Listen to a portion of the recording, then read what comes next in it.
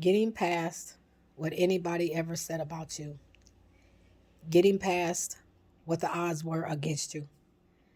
A lot of people probably told you when you were younger you wasn't going to amount to nothing. You wouldn't become anything. You were basically the black sheep of the family, or the outcast, or the underdog, or the person that people just kind of like looked at like, oh, that's that person. But let me say this. I guarantee you now that people are looking at you differently. See, you were called, you were chosen. You are a chosen one.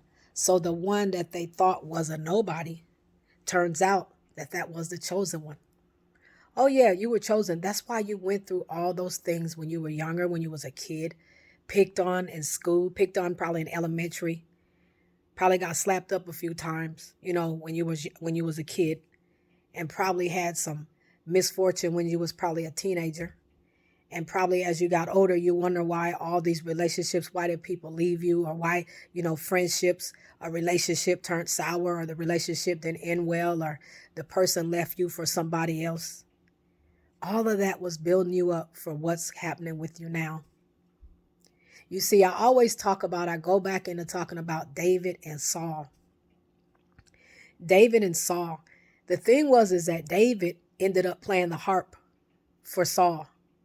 He played the harp to calm Saul down because Saul had that tormenting spirit of fear. And David came to work for him as his harp player. But that's all Saul actually wanted him to be, was that. But soon as David became something great, or was on his way of becoming something great, see, the enemy already knows what you were set out to be when you were younger, when you was a kid, when you went through all those misfortune and all those things that happened to you when you was younger, into your teens, or even on up. It's like the enemy already knew what God had planned in for you. So he tried to make you forfeit it. He tried to throw you off the path. He tried to destroy you. He tried to do a lot of things. Saul wanted to kill David, and he didn't want David to become more than what he could want him to be. He wanted to put a ceiling on top of what David's fame was, which means he wanted to stop David. David could only get so high, be my harp player. That's what he wanted him to be, was his harp player. He didn't want him to be more than that. So when you run into circumstances and you see that the doors are closing, people are not treating you right, things are going wrong, people don't act right, they're not doing right, they get jealous, they throw shade, they do a lot of things. A lot of times it's that same thing that went on with David. But if you notice what David, as Saul continued to hate off of David, or was jealous off of David, David kept rising in fame.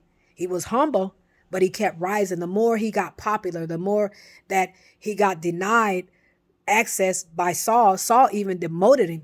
The more he kept rising, David did. He kept rising because God's favor was all over David. And Saul couldn't stop him. And that's just like no one can stop what God is doing in your life. Nobody. I don't care what door they close. God's going to open up another door. I don't care if they close a window. God's going to open up another window. The thing is that that door is shut just so you can know your direction. Be thankful and grateful when that door closes, because that way, if the door didn't close, you would go inside the wrong door. So God had the door closed so that you would know which way to go. Rejection is for your protection. And denial of something being denied doesn't mean that it doesn't mean that it won't happen. It just means it's not happening at this time. Although David was a shepherd's boy, and that's all people seen him as, but God knew he would become something great. See, we don't look at what God is. God already knows what we're going to be. And a lot of times the enemy knows, all the time, the enemy knows what you're going to be before you become it. Even your haters know what you're going to be before you become it. They see something great in you. They see something that you don't even see in yourself. Because a lot of times we're bashing ourselves because of what we've been through. I was treated this way when I was a kid. I was treated that way. All that stuff happened to you to get you to where you are now. And even though you may still be, you say, well, Pastor Angela, I'm still going through some of those things. And that still is still your testimony. As long as you're on this earth, your testimony is still building because it didn't break you. Glory be to God. It didn't break you. None of that stuff you went through broke you. It didn't take you out. You still standing. If it wasn't for the hand of God, because God got his hand on you, because God got something great growing on the inside of you. I'm here to tell you today, God got something great growing on the inside of you, and nothing can defeat it. Nothing can take you out. No weapon formed against you shall prosper. No weapon. It might form, but it won't prosper. It might try to take you down, but it can't. It won't prosper. It can't do it. God won't allow it to, because I'm going to tell you something. If God got something for you to do, he's not going to let anybody get in the way of stopping it. Glory be to God. Nobody can get in the way of stopping it. Saul tried.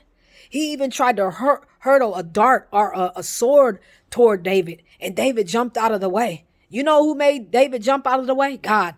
Because no weapon formed against you shall prosper. None. And even though Saul tried to kill David, he tried to kill David, but he couldn't. God will never let nobody get in the way. He don't need anyone's permission for you to become great.